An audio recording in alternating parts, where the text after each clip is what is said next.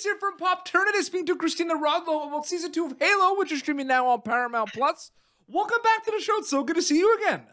So good to see you too. I'm very excited to be here. Very, very happy. Thank you for having me. Of course. You know, I have so many kind of questions about this because there's a lot kind of at play with you joining this series, right? Because in one regard, you're joining it where we've already seen kind of characters before in this kind of live action adaptation, right? So what's that like kind of joining the live action adaptation, let alone just the superhero? Like what's it like joining a show with already kind of established characters? Like I always thought that was interesting.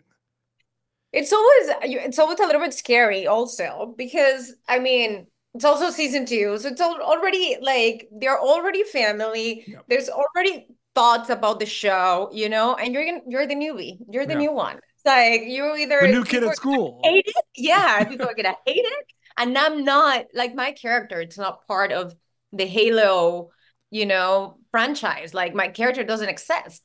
So I'm new. I'm new in every single way. And so it's a little bit scary. And at the same time, it's a positive way because it's like, okay, well, this people are not gonna relate with my character in a negative way because I'm completely new and I don't exist. And hopefully they can relate in a good way and they can find connections with Perez and so far it seems like they are. And so it's really exciting. And also, I mean, everyone, like the cast is amazing and they were so welcoming. They're amazing human beings, they're amazing actors, and it was so easy to fit in, honestly. Yeah, and you mentioned kind of like nerve-wracking, but I feel like I said, it's overall exciting. Like you're joining a show that was really successful for season 1. Everyone had all these questions, and you're joining kind of where we left off, right? So I feel like that on its own is really cool. It's amazing, honestly. I remember, and also, I mean, the show is so big. It's like this, everything's like humongous. The scale is massive. The scale is it's massive. The budget is massive. Like everything is big. So this is the biggest show I've been on, and I'm just grateful to be part of this. Grateful to be able to tell this story and yeah, and to share this with you guys. Yeah, absolutely. So one of the most popular video game series like of all time. Like it's up there. Like if you list like 10, it's getting top 3 for a lot of people. And that alone can be kind of nerve-wracking because like the pressure is on, right? Like when they announced this series, it was like, oh my goodness, right? So what is your relationship with the fact that like with the original source material? Like do you think about it much? Like do you go and play the games a little bit? Do you know about the games? Like how much do you think about the original like Halo video games knowing you're signing on for the live action show on Paramount Plus? I mean, you got to think a lot about it and you got to understand the franchise and what they were trying to do at that moment when they changed the course of video games, So it's amazing. And that's also like, you need to learn that. And the same way, you need to step away from that because we're doing adaptations. We're not doing the same thing. We're doing something completely different. And like I said, my character is not even on the video game. So as much as I love the video game, as much as I understand why fans are like, well, many things questioning about the show, I feel like we need to step away from that and understand that this is a completely different thing. This is a TV series. This is an original thing out of that adaptation, like out of that video game, we're making something new. Yep. And we're making new characters. We're making a whole new story, and we're giving Master Chief especially. Yeah. So we're making him alive, we're making him human. Yep. Which on the video game, you don't have that. No. You're yourself playing that. But it's not the video game, it's the TV show. And sometimes I feel like people have the hard time. Yeah, people have a hard time. Like people have a hard time. And they understand because this is why I think people have a hard time because they played. It's like when you read a book and they make it into a movie. Yeah. So you imagine yourself being like me that I read a lot of novels, you imagine that and you imagine the whole situation. You have the vision in your head. Yes. When someone else's vision comes But it's into not the your book. vision, That vision never said it exactly, was the it's not book. the It's a book. movie. Exactly. But I feel that's why it's so hard for people to be like, Based on no. the best-selling novel. Based, right? No, it's important to have this discussion. And I know it's no one's fault, passionate fans of previous source material, but it's not Halo the video game watching on Paramount Plus without the actual, it's not like it's not the cutscene. Yes, yes. But to be fair, I get it. I Like get it too. like you get so passionate. It's like, no, that's not how I envisioned that. And it's like in my head, I had it a different way, which makes sense. But we gotta be open and be like, well, that's someone else's vision, putting it out there for everyone else to see, because many people haven't played the video game. Many people don't. I mean, I think most of the people know about Halo, but many people don't play video games. So they wanna reach more people. Yeah, absolutely. In a lot of ways, like before filming and then filming Halo is two kind of separate journeys in a lot of ways from a storytelling acting perspective, right? Because a lot happens before you go and film it, right? There's table reads and figuring out everything. Does it feel like two separate journeys, or did it feel like one big kind of storytelling journey with many steps in between? It feels like one. It feels like one big journey, especially this one, because it was 9 months shooting in Budapest. So this was a long journey. And you stayed there? Like you didn't like was The there whole breaks? time? Okay, yeah. No. So I was there, all of us, we were there for 9 months. So you like lived in Budapest for almost a year. Yeah, exactly. So I moved to Budapest for 9 months. But it really is it crazy to like the fact that it really depends on projects? Like it depends, right? And it's like you're going for each one, and it's like you might be like 2 months here, you might be like 5 months here, and it's like 9 months. Europe, 9 months. You know what I mean? And it was amazing. Yeah. Thankfully, it was great, but it's a lot, obviously. Yeah, 100%. A long journey, and it's like, well, you're here for full on, like you gotta dip in, and we all did, and I think people are gonna love it, and I think you can see it on the screen, which is sometimes is very frustrating because you feel like you're doing something great, and then you watch it on screen and you're like, oh. And thankfully, I mean, I think Halo looks amazing. I think everyone is amazing on the show. The directors, the visual effects, like everyone brought their best game, and I think it shows. 100%. Is it always a not weird feeling? I mean, like it's a surreal feeling. Like it's at it like you wrap it and then you wait until the announcement that you're joining season 2 happens, and then the trailers and it comes out, and it's like out of your hands as soon as you wrap. But there's that weird in between where you're just waiting and waiting and waiting until it comes out, right? And then it's really out of your hands because then it's in the world's hands. That's crazy to think about too, right? Like those kind of steps of a show getting out there in the world. Yeah, it's so difficult. I mean, it's like, because you do it, and then so when you wrap, you're like, okay, I'm done. Yeah. And you just want to take a break, and it's like, great, I'm done. But then after like month or two, you're like, well, now I want to see it. Now I want to know what's going to be there. And then you go to ADRs and you start seeing piece of it. Yep. And then you're like, well, I hope people like this. I hope people watch it. I hope people tune in, people connect with my character. But there's nothing you can do, honestly. Yeah. I mean, either people are gonna love it, hate it, or not even talk about it, which is even worse, and there's nothing at all you can do. You can do all the promo in the world, and it won't matter. Mm-hmm.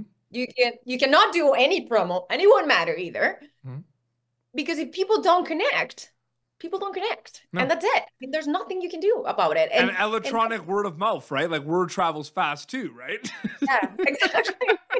And especially now that everything is instant. I mean, if they don't connect, they're like, okay, I'm back with my phone. Bye. Oh, absolutely. The dual viewing, right? Like you're on your phone while you're watching something. Now, I will say they throw a lot of cool little things and tricks and Easter eggs in Halo for all the video game fans. So like put your phone away or you might miss them. But absolutely 100%. It's crazy to think about that. And like you kind of answer this a little bit with kind of the process of kind of like of filming and everything, but like were you ever conscious of the audience member watching the show, like while you were making it at all? Or was it the scale so big that you're just focused on it and then maybe you think about it after? Because I feel like in a lot of ways, maybe sometimes you do think about how are people going to react about this? Maybe a little bit, but for the most part, maybe not really, right? I mean, I think with Halo, it's a little bit like yes. I'm gonna answer yes. Because every step everyone made, and I'm talking showrunner, directors, executive producers, actors, crew, they were always thinking about the audience. They were always thinking, and especially about the audience that know the video game, that have played the video game. They were very conscious about it. And they were like, we want to make everyone happy, but we want to stay truthful to our story, you know? So it was impossible not to think about the audience. It was impossible not to think about, we want people to connect with this story and not feel like we are changing everything, you know? So yes, the answer is yes. Absolutely. But it's a rare thing. It really, you're always just in and that's it. And you forget about everything else. But here it was a little bit different. Last time we chatted was about a horror movie on Netflix. And now we're talking about a video game adaptation, live series, one of the greatest video games of all time on Paramount Plus. Yeah. Is it all storytelling for you, though, at the end of the day? Like, even though it's different kind of worlds and characters, like, it's all storytelling, right? It is storytelling for me. It's about what we're saying. Why are we saying what we're saying? Yes. Why are we saying that the book is better than the movie? Exactly. Why are we making? Yeah, I mean, 100%. But it's all storytelling. It is. I mean, if you have a good story, if you have a story that moves you, that you connect with, then I want to be part of it. You know, like that's the main thing for me. I do feel like it's only art, and I think I said this to you before, but like it's only art when you are one person and when you start watching it, after you watch it, you're a different person. You start 100%. questioning yourself. You're asking yourself questions that you haven't asked before. And if that didn't happen, then you were just entertained. 100%. It's crazy too, because, you know, when we talked about No One Gets Out Alive was the movie we talked about. And I love that movie. But it's interesting because with this, the scale of it, right? There might be some scenes where, maybe it's like intense or feels intense and everything, but there's a lot of like visual effects and everything. Whereas I feel like there were some scenes in the horror movie that it's like, it's just you and maybe like spirits speaking to you and stuff. And it's kind of like, what is happening? Like, were there any moments like filming Halo where you were like, not freaked out, but a little like, oh man, like we're doing this right now? Because for the horror movie, you said there were definitely some moments where it was a little eerie. You know what I mean? Yeah. I think with Halo, it was more about the immensity of it, that I was like, wow. Especially, I don't want to ruin it for you guys, but like, especially for episode 4, everything was shot in a one shot kind of thing. And it was amazing. I mean, there were moments where I have to step back and just looked at everything, and I was like, wow. Wow. You know, like, but I didn't have that eerie, like, scare, or no. It was more like, I watched it again at around Halloween. I love that movie. Like, you and Mark were so good at that movie. Yeah, Mark is amazing. He's an amazing actor too. Like, were you able to watch that movie? I did, many times. No, but like again, like years later. Not lately. No, I haven't seen it lately. Because it really is, and I feel like people, because it's like the two biggest misconceptions I feel like about an actor is like, one, people assume, this is the obvious one, that people assume you know everything about like the projects. Well, yeah, exactly. That's like the one. But then 2 is like people. Like, yes, there might be projects that are close to your heart and everything, but it's very, because it's the industry, it's very like on to the next. Like you did that movie, you wrapped, yeah, you keep in touch, but it's very like the next chapter in a lot of ways, right? Because sometimes I'll like bring up something because I'm a big movie fan, right? But like I'll bring up a movie that someone did like 12 years ago, and it's not like that I like threw them off, but they're just kind of like that was 12 years ago, right? Like I'm just a long time ago. It's like I don't remember. No, I mean I think the movie we talked about came out I think 2 or 3 years ago, right? It came out 2 years ago. It was it came out during the pandemic. Yeah. But you filmed it a few years before that. No, it's not like we shot it during the pandemic. Okay. And then it came out like just at the end of the pandemic. Okay, but that's still like four years ago. Yeah, I shot it. God, I shot it 4 years. No, I shot it 3 years ago. Was it 2021? It was 2021. You shot it 2021. Right in the pandemic. It feels like we talked way longer than that, though. I mean, and it feels like I talked to you yesterday, also. Really? I mean, that's cool to hear. Yeah. Yeah. But it's really cool to see because like I'll tell you what really excites me is especially when I started to kind of become like a creative and a filmmaker, Cristina, where I'm like going behind the camera and stuff I wrote. Like I love the fact that especially like with No One Gets Alive, but also Halo, like there's so much that like goes into that project. Like what we see on screen, like there's so many Zoom calls, there's so many rehearsals, there's so many kind of last minute kind of like discussions about like costume changes and like certain things and choreography, right? Like there's so much going in. So I love the whole like journey. I'm a fan of the craft, right? Like of how we got there, if you know what I mean. That's why I get so excited about it. Yeah, I mean, I think that's what I love too. I love the craft. I love being on set. I love the creative process. I think that's why we're here, you know, like this is part of like the joy and the fun, but like being creative, being on set, being part of the changes, you know, like picking your wardrobe, choosing how your character put her makeup on, you know, like little things like that people might not think about it and they think like, oh, they get to set it and they do it. It's like, no, it's a whole process before we start filming. Like it's crazy. And that's why I try with my questions to, because like everyone asks, and there's no problem with it, but it's always like, well, what can you tell me about your character? And like, what was it like with this person? No, and like, it's great. You know what I mean? But I want to know what your mindset is from a storyteller perspective, because you have this script based on one of the greatest video games of all time. So the kind of mindset that you're in is so interesting to me, right? Because it's like, how do you prepare for that? Sometimes maybe you don't even know how to properly prepare for that sometimes. You know what I mean? Yeah. Sometimes you don't even know. Like what happened to me in Too Old to Die Young, which is another like big show, very different genre, like super indie, more dark kind of show. Yeah. I couldn't even prepare for that. I was like, I'm just gonna go with the flow. And every time we got on set, the director had a different idea, and we would just play. So when you have a director like that, then you cannot prepare because you know every day is just gonna be different, you know, and everything was gonna be improvised. And it really depends on who is there, like who's a showrunner, who's a director, or you know, like it depends on a lot of things. And I think the main thing for an artist, whoever you are, you got to be open. You got to be open to listening. You got to be open to feeling. You got to be vulnerable all the time, because that's the only way you're going to be able to have deeper connections with the character, with the art, with whatever you're going to do. It's the only way, I think.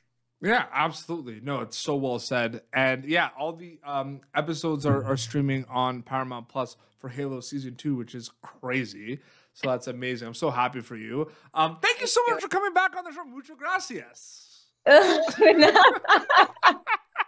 I'm so happy you're doing interviews in Spanish. Pop en español. it's exciting. I mean, you know, there might be one with you soon. You never know. But yeah, I have a movie coming out too, so we'll do the one and we'll do the movie in Spanish. Absolutely.